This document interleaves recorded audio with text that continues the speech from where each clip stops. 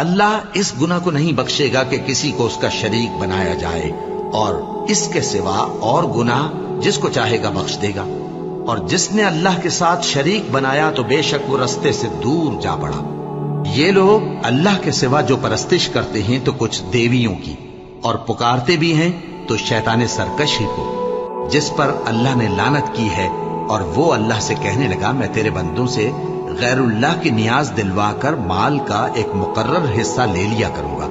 اور ان کو گمراہ کرتا اور انہیں امیدیں دلاتا رہوں گا، اور یہ سکھاتا رہوں گا کہ جانوروں کے کان چیرتے رہیں، اور انہیں سمجھاتا رہوں گا تو وہ اللہ کی بنائی ہوئی صورتوں کو بگاڑتے رہیں گے۔ اور جس شخص نے اللہ کو چھوڑ کر شیطان کو دوست بنایا وہ صاف صاف گھاٹے میں رہا۔